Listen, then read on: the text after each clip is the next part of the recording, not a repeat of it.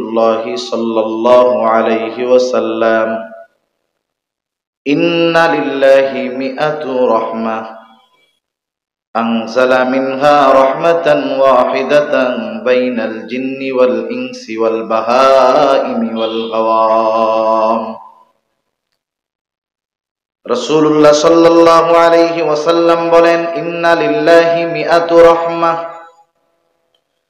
আল্লাহ রাব্বুল আলামিনের কাছে 100 রহমত আছে 100 রহমত আনজালা মিনহা রাহমাতান ওয়াহিদাতান ওই 100 রহমত থেকে একটা রহমত আল্লাহ রাব্বুল আলামিন সৃষ্টি জগতের সকল মাখলুকের মাঝে আল্লাহ তাআলা বন্টন করে দিয়েছেন বাইনাল জিন্নি ওয়াল ইনসি ওয়াল বাহাইমি ওয়াল হাওয়াইম মানুষ জিন সহ যত স্তন্যপায়ী প্রাণী আছে যত পানিতে যত জলজ প্রাণী আছে আল্লাহ রাব্বুল আলামিন সব প্রাণীদের মাঝে মানুষ জিন সকল প্রাণীদের মাঝে আল্লাহ তাআলা ওই একটা রহমতকে বন্টন করে দিয়েছে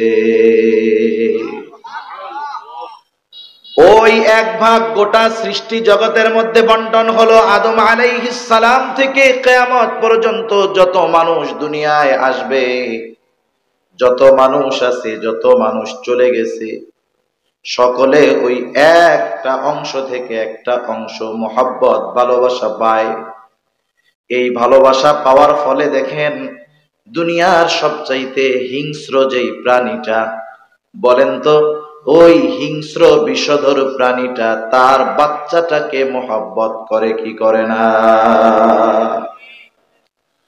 আল্লাহ তাআলা এমনি ভাবে সকল সৃষ্টির মাঝে ওই এক ভাগ রহমত আল্লাহ তাআলা বন্টন করে দিয়েছেন সব নবীরা ওই এক ভাগের থেকেই রহমত দয়া পেয়েছে আমার আপনার নবীও ওই এক ভাগের থেকে একটা অংশ পেয়েছে তাই নবীর উম্মতের প্রতি কত মায়া কত দয়া কত মহব্বত কত ভালোবাসা নবীজি বলেন আখারাল্লাহু লাহু 99 রহমা আল্লাহ তাআলা বাকি 99 ভাগ রহমত তার নিজের কাছে জমা কইরা রাখছেন কেন নবীজি বলেন ইয়াগফিরু বিহি ইবাদাহু ইয়াউমাল কিয়ামাহ ওই 99 ভাগ রহমত দিয়ে আল্লাহ তাআলা কিয়ামতের দিন তার গুনাহগার বান্দাদেরকে ক্ষমা করে দিবে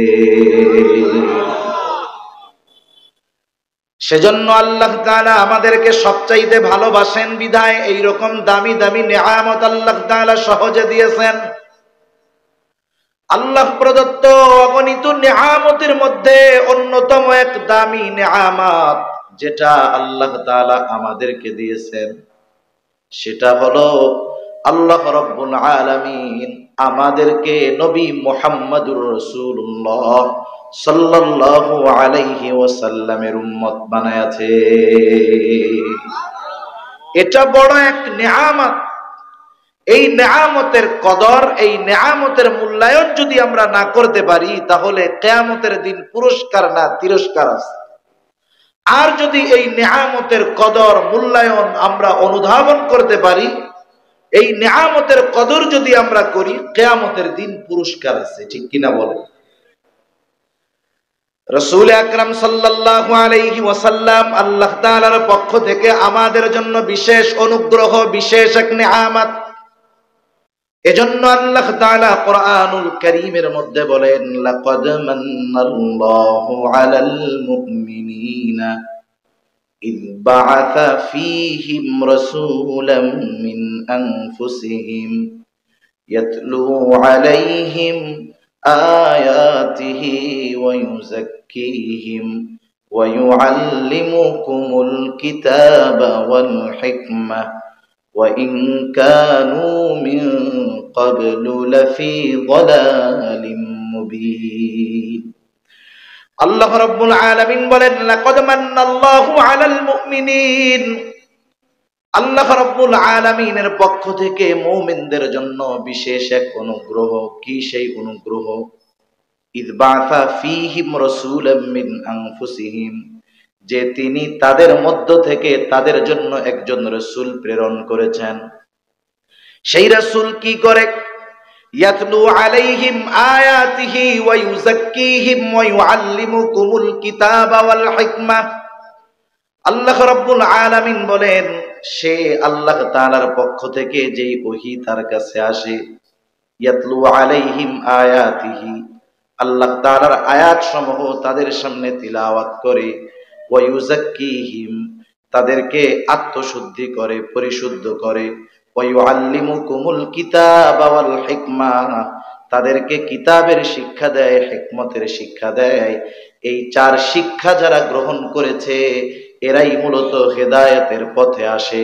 কেননা আল্লাহ তাআলাই বলেন, এই রাসূল প্রেরণ করার আগে, রাসূল এই শিক্ষা দেওয়ার আগে, ওয়া ইন কানু মিন ক্বাবলু লাফি যালালিম মুবিন, আল্লাহ রাসূল সাল্লাল্লাহু আলাইহি ওয়াসাল্লাম তাদের মাঝে আসার আগে, এই শিক্ষাগুলো দেওয়ার আগে তারা সুস্পষ্ট পথভ্রষ্ট হিসাবে ছিল। তারা পথভ্রষ্ট ছিল। রাসূল দেওয়ার মাধ্যমে, রাসূলের এই শিক্ষার মাধ্যমে তারা সঠিক পথে পরিচালিত হতে পেরেছে। সুবহানাল্লাহ। আমরা যে প্রতিদিন নামাজের মধ্যে সূরা ফাতিহা পড়ি, ইমামের পেছনে যখন পড়ি, ইমাম পড়ে, এই সূরা ফাতিহার একটা নাম হলো সূরাতুদ দুআ। কারণ আল্লাহ তাআলা এই সূরার মধ্যে আমাদেরকে পৃথিবীর সর্বশ্রেষ্ঠ দোয়া শিক্ষা দিয়েছেন। আমরা মনে করি আল্লাহ তাআলার কাছে দোয়া চাইলে গাড়ি বাড়ি চাইতে হয়, গাড়ি বাড়ি, সম্পদ, ধন দৌলত চাইতে হয়, ক্ষমতা চাইতে হয়, পাওয়ার চাইতে হয়। কিন্তু আল্লাহ তাআলা জানায় দেন, বান্দা, এটা কিন্তু সবচাইতে বড় সম্পদ নয়। সবচাইতে বড় সম্পদটা কি? ইহদিনাস সিরাতাল মুস্তাকিম। আমরা আল্লাহ তাআলার কাছে বলি, ইহদিনাস সিরাতাল মুস্তাকিম, আল্লাহ আপনি আমাদেরকে সঠিক, সরল, সঠিক পূর্ণ পন্থা আমাদেরকে দেখায় দেন। ছোটবেলায় আমরা বাংলা বইতে মনে হয় পড়ছি, এই প্রার্থনা কবিতা ছিল, সম্ভবত কবি সুফিয়া কামালের লেখা ছিল, এরকম ভাবে মনে হয়, যারা পড়ছেন মনে আছে। যদিও সুফিয়া কামালের এক মেয়ে নাস্তিক, ওর বিবাহ হয়েছে এক হিন্দুর সাথে, সুলতানা কামাল। যাই হোক, সুফিয়া কামাল, আল্লাহ তাআলা যদি ইমানের সাথে মৃত্যু তার নসিব হয়, আল্লাহ তাআলা মাফ করে দিক, বলি আমিন। কিন্তু তার মেয়ের অবস্থা কি আমার তো জানি না, এটা তো দেখলে মুসলমান না কি মনে হয়, সুলতানা কামাল। সুফিয়া কামাল লেখছে কত সুন্দর কথা, সরল, সঠিক, পূর্ণ পন্থা মোদের দাও গো বলি, চালাও সে পথে যে পথে তোমার প্রিয়জন গেছে চলি। এই দোয়াটা, এই প্রার্থনাটা হলো পৃথিবীর সবচাইতে উত্তম প্রার্থনা। আর রাসূল প্রেরণের মাধ্যমে, রাসূলের এই দেওয়া শিক্ষাগুলার মাধ্যমে এই পথে চলার যোগ্য হয়ে ওঠে একজন মানুষ। এই শিক্ষা গ্রহণ করলে সিরাতে মুস্তাকিমের উপরে অটল অবিচল থাকা যায়। তাহলে রাসূলুল্লাহ সাল্লাল্লাহু আলাইহি ওয়াসাল্লাম হলেন আল্লাহ তাআলার পক্ষ থেকে আমাদের জন্য বিশেষ অনুগ্রহ, খাসসাতুল লিল মুমিনিন, নবী মুমিনদের জন্য বিশেষ অনুগ্রহ। তবে গোটা সৃষ্টি জগতের জন্য নবীজি রহমত, গোটা সৃষ্টি জগতের জন্য রহমত। এই সূরা ফাতিহার শুরুতে আমরা পড়ি, আলহামদুলিল্লাহি রাব্বিল আলামিন। সূরা ফাতিহা আমরা তো নামাজে পড়ি, কত নামাজি আছে 40-45 বছর নামাজ পড়ে, সূরা ফাতিহার অর্থটাও জানে না। অনেক নামাজি আছে সূরা ফাতিহার অর্থটাও জানে না। এজন্য আমাদের উচিত কমপক্ষে নামাজের মধ্যে যে সূরাগুলা পড়ি অথবা যে সূরাগুলো মুখস্থ আছে এগুলোর একটু অনুবাদ জানা, অথবা ইমাম সাহেবের কাছে গিয়ে অনুবাদগুলো শিখে এগুলার ব্যাখ্যা একটু শোনা। এই অর্থ না জানা পড়লে সওয়াব তো অবশ্যই আছে, কিন্তু অন্তরের যেই পরিতৃপ্তি, এটা অর্থ ব্যাখ্যা জানলে মজা লাগবে। এজন্য দেখেন না, আরব দেশে যারা যান, বাইতুল্লাহ যারা নামাজ পড়ায়, যারা আরবি বোঝে, নামাজ পড়ে, এদের নামাজের একাগ্রতা ভাব অনেক সময় কান্না করে দেয়। কেন? বোঝে এই জন্য। আমরা তো বুঝি না যে জায়গা বললোটা কি। যদি বুঝতাম তাহলেই না অনুধাবন করতে পারতাম যে এখানে আল্লাহ কি বলছে। সূরা ফাতিহার শুরুতেই আমরা বলি আলহামদুলিল্লাহি রাব্বিল আলামিন। আলহামদু সকল প্রশংসা, সর্ব ধরনের প্রশংসা, যত রকমের প্রশংসা আছে, মৌখিক প্রশংসা হোক, অন্তরের প্রশংসা হোক, কর্মের প্রশংসা হোক, এক কথায় সব ধরনের প্রশংসা যার জন্য হবে তিনি কে? এ কথাই বলি আলহামদু সকল প্রশংসা লিল্লাহ, আল্লাহর জন্য। কে আল্লাহ? আল্লাহ তাআলা নিজের আরেক পরিচয় দিয়ে বলতেছেন সকল প্রশংসা হবে বান্দা আল্লাহর জন্য। কেন?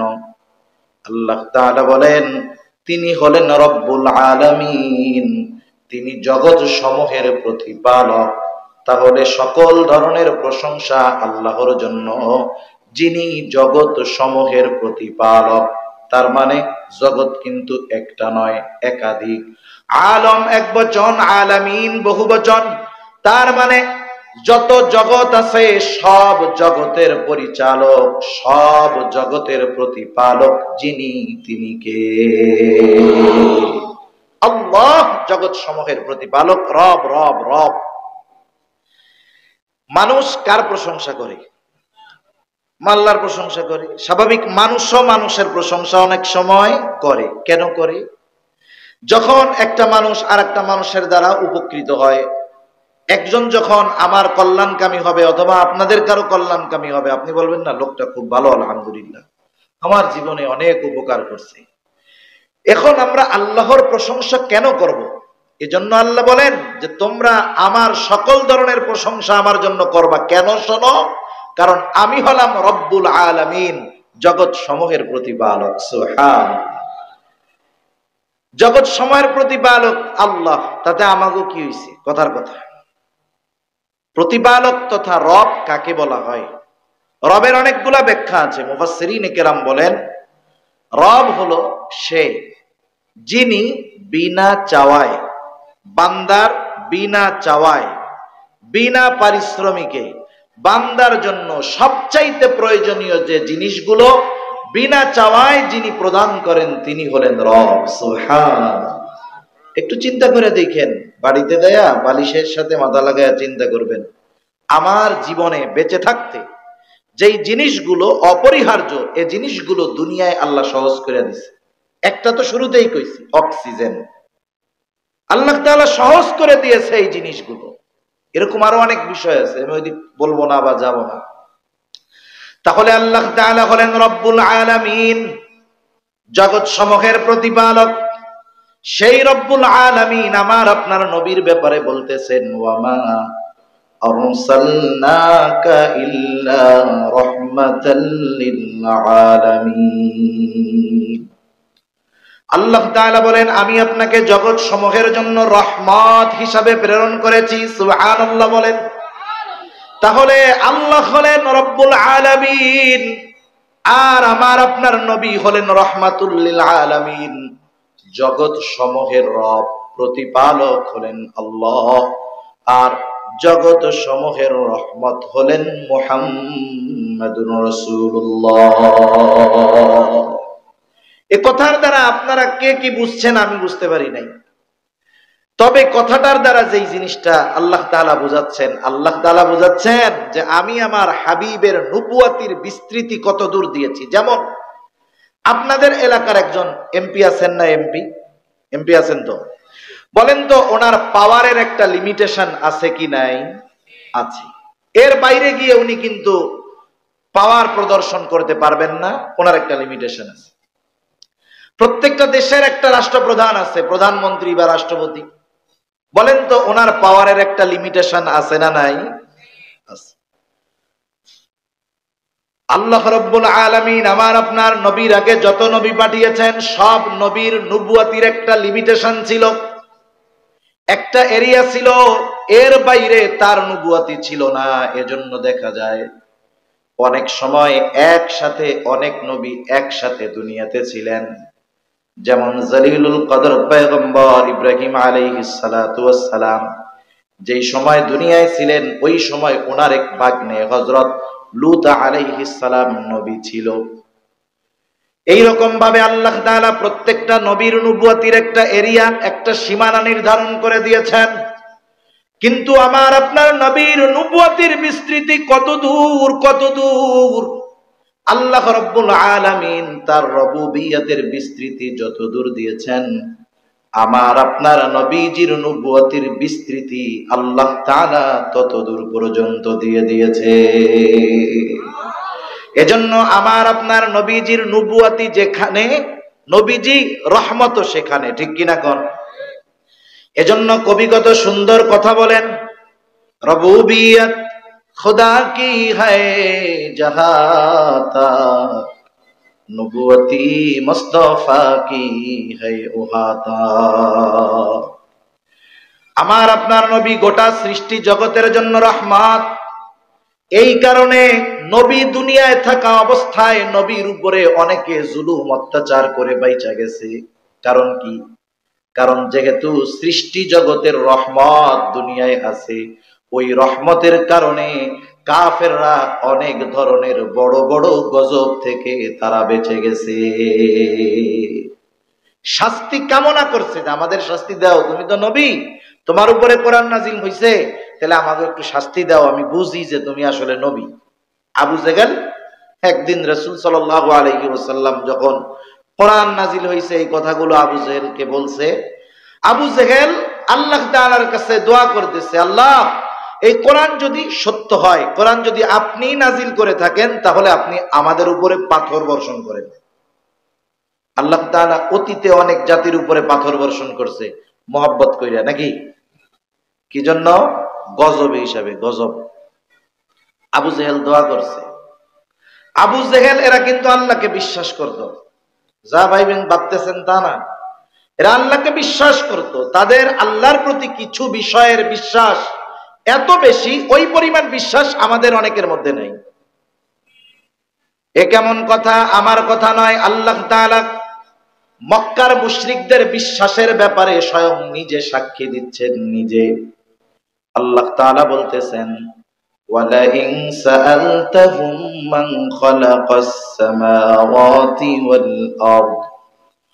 আল্লাহ তাআলা বলেন, আপনি যদি তাদেরকে জিজ্ঞাসা করেন, অর্থাৎ মক্কার মুশরিকদেরকে জিজ্ঞাসা করেন, তাদের কাছে যদি জানতে চান, মান খালাকাস সামাওয়াতি ওয়াল আরদ, আসমান এবং জমিনের স্রষ্টা কে, এই প্রশ্ন যদি আপনি মক্কার মুশরিকদেরকে করেন, আপনার এই প্রশ্নের জবাবে তারা কি বলবে? তারা বলার আগেই আল্লাহ তাআলা নিজেই বলেন, লা ইয়াকুলুন্নাল্লাহ, অবশ্যই অবশ্যই তারা আপনার প্রশ্নের জবাবে বলবে আসমান জমিনের স্রষ্টা হলেন আল্লাহ। এরপরে আল্লাহ তাআলা আরেক জায়গায় বলেন, ওয়ালা ইন সাআলতাহুম মান নাযালা মিনাস সামাই মাআন ফাআহইয়া বিহিল আরদ বা'দা মাউতিহা। আপনি যদি তাদেরকে জিজ্ঞাসা করেন, মান নাযালা মিনাস সামাই মাআ, কে আসমান হতে পানি বর্ষণ করে, শুধু তাই নয়, ওই বর্ষিত পানির দ্বারা ফাআহইয়া বিহিল আরদ, মৃত জমিনকে কে পুনরায় জীবিত করে, চাষাবাদের অনুপযুক্ত শক্ত ঠনঠনা ওই জমিনের উপরে বৃষ্টি বর্ষণের মাধ্যমে কে ওই মাটিকে ফসল উৎপাদনের উপযুক্ত করে তুলে, তারা তাদের দেব দেবী লাত মানাত উজ্জার নাম বলবে না। আল্লাহ তাআলা নিজেই জবাব দিয়ে বলেন, লা ইয়াকুলুন্নাল্লাহ, অবশ্যই অবশ্যই তারা বলবে আসমান হতে পানি বর্ষণ করেন আল্লাহ, ওই পানির দ্বারা মৃত জমিনকেও জীবিত করেন আল্লাহ। আল্লাহ তাআলা আরো বলেন, কাফেরদের ব্যাপারে আল্লাহ বলতেছে, ওয়ালা ইন সাআলতাহুম মান খালাকাহুম, আপনি যদি তাদের জিজ্ঞাসা করেন তাদেরকে কে সৃষ্টি করেছে, তারা তাদের নিজেদের সৃষ্টির ব্যাপারে এমনটা বলবে না আমরা হাওয়ার থেকে জন্ম নিয়েছি, বাতাস থেকে হয়ে গেছি।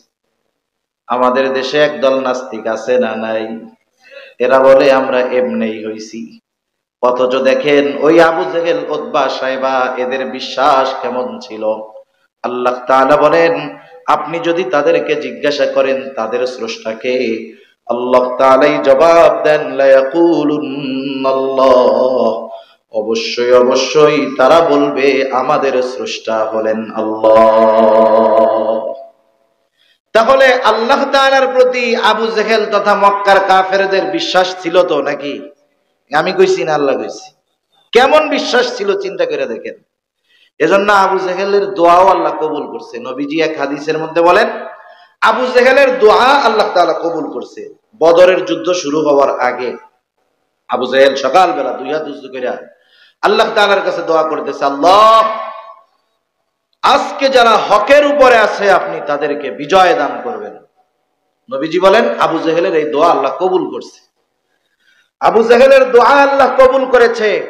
আমরা হকের উপরে ছিলাম, এজন্য আল্লাহ তাআলা আমাদেরকে এই বিজয় দিয়েছে। সুবহানাল্লাহ বলেন। আবু জেহেল আল্লাহর কাছে দোয়া করতেছে, আল্লাহ, এই কোরআন যদি আপনি নাজিল করে থাকেন, কোরআন যদি সত্য হয়ে থাকে, তাইলে আপনি আমাদের উপরে পাথর বর্ষণ করেন।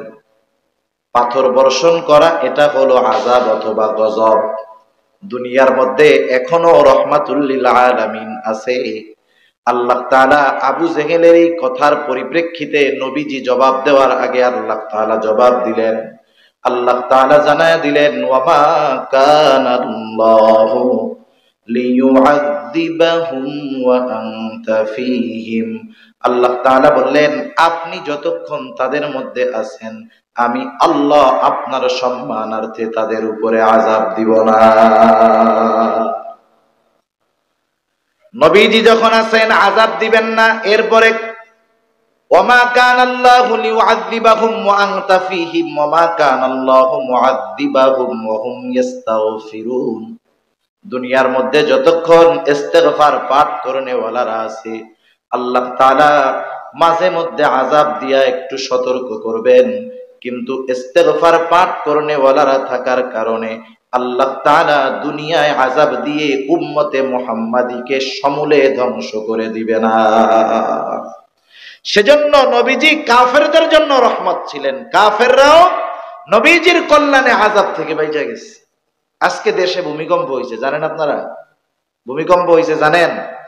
এদিকে হয়েছে কিনা জানি না, ঢাকাতে হয়েছে, সিলেটে হয়েছে, অন্যান্য অনেক জায়গায়। উত্তরবঙ্গ কুড়িগ্রাম ওই দিকের থেকেও খবর পাইলাম, ওখানেও ভূমিকম্প হয়েছে। ভূমিকম্প বেশি হয় কেন? এই যারা ভূতত্ত্ববিদ এরা বলে পৃথিবীর কি প্লেট জানি আছে, পেট্রনিক প্লেট না, যাই হোক কি জানি কয় শব্দটা, একটু একটু নড়ে চলে। 15-20 ফুট নড়ে তা না, কিন্তু হয়তো কয়েক ইঞ্চি নড়ে, এইটাই গোটা দুনিয়ার অবস্থা প্রকম্পিত হয়ে যায়। আল্লাহ তাআলা এগুলো মাঝে মধ্যে দিয়া আমাদেরকে সতর্ক করে। পাপ কাজ যখন মানুষ করে জমিনের উপরে, জমিন আল্লাহর কাছে বলে, আল্লাহ একটু অনুমতি দেন, আমি ওকে গ্রাস করে নেই। জমিনের উপরে দাঁড়ায় যেই পাপ করে, জমিন তখন আল্লাহ তাআলার কাছে কথা বলতে থাকে। যদি আমরা জমিনের ওই আওয়াজটা শুনতাম, তাইলে আসলে পাপ কাজ থেকে বেঁচে থাকতাম। জমিনের আওয়াজ শুনি না ঠিক, কিন্তু জমিন কথা বলে। নবীজি তো কথা বলছেন, সুতরাং জমিন যে কথা বলে, এই ফরিয়াদ যে আল্লাহ তাআলার কাছে করে, কোনো সন্দেহ আছে? সন্দেহ নেই। তা যাই হোক, আল্লাহ রাব্বুল আলামিন আমার আপনার নবীকে গোটা সৃষ্টি জগতের জন্য রহমত হিসেবে প্রেরণ করেছেন। নবীজি রাহমাতুল লিল আলামিন, এই জন্য নবীজির অন্তরে তার উম্মতদের জন্য দয়া, মায়া, মহব্বত, ভালোবাসায় ভরপুর ছিল। নবীজি উম্মতের জন্য সব সময় কল্যাণকামী থাকতেন, সব সময় পেরেশান থাকতেন। গুনাহগার উম্মতের ব্যাপারে আরো বেশি চিন্তিত থাকতেন। গুনাহগারের জন্য চিন্তিত বেশি, কারণ কি? একটা উদাহরণ দিলে বুঝতে সহজ হবে। ঘুম আসতেছে নাকি আপনাদের? তাকবীর দেন তো, নারায়ে তাকবীর। ওই পিছনের থেকে আওয়াজটা তেমন আসে নাই। নারায়ে তাকবীর। একটু হুঙ্কার মুঙ্কার মাঝে মধ্যে দিয়েন। এই তাকবীরের আওয়াজই তো আমাকে সম্বল আছে। আমাকে টুপিওয়ালা নামাজি দিনদার মুত্তাকি লোকের টাকা পয়সাও নাই, ক্ষমতাও নাই, অস্ত্রও নাই, লোকবলও নাই, ধনবলও নাই, আছে এক তাকবীর। এটাও যদি ছেড়ে দেই কাজ হবে? একটু মাঝে মধ্যে দিয়েন সেই জন্য। চিড়িয়াখানায় গেছেন না আপনারা? চিড়িয়াখানায় দেখবেন, চিড়িয়াখানার মধ্যে যখন বাঘ বা সিংহ ঘুমাইতেছে বা একভাবে বৈশা আছে, কিছু বলে না।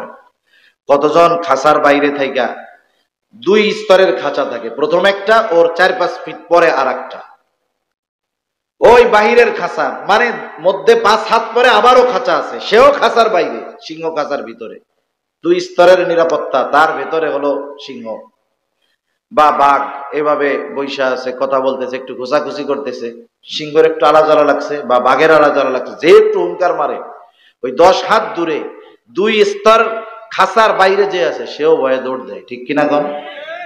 তাকবীরের আওয়াজ এরকম। রাসূলুল্লাহ সাল্লাল্লাহু আলাইহি ওয়াসাল্লাম উম্মতের চিন্তায় কতটা বিভোর থাকতেন, একটা উদাহরণ খেয়াল দিয়া শুনলে বুঝতে হবে গুনাহগার উম্মতের ব্যাপারে নবীজি কেমন চিন্তিত। এক লোকের মনে করেন 5টা ছেলে, কয়টা ছেলে? 5টা ছেলে।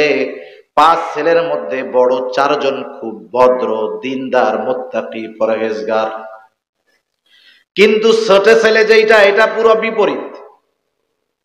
নামাজ কালামের খবর নাই, দিনভর নেশায় আসক্ত থাকে, এর সাথে তার সাথে মারামারি করে, এর মাথা ফাটায়া দেয়, একেবারে গুনার মধ্যে জড়ায় গেছে। বলেন তো, মা বাবা ওই 4 ছেলের জন্য বেশি দোয়া করবে নাকি ওই খারাপ একটার লাইগা বেশি দোয়া করবে? তাহলে গুনাহগার উম্মতের জন্য নবীজি বেশি চিন্তিত ছিলেন, কারণ নবী নিশ্চিত আমার যেই উম্মত ঈমান আনছে, ঈমান নিয়ে যদি মরতে পারে, আমল যদি কম হয়, ঈমানের কারণে একটা সময় নাজাত পাওয়া যাবে।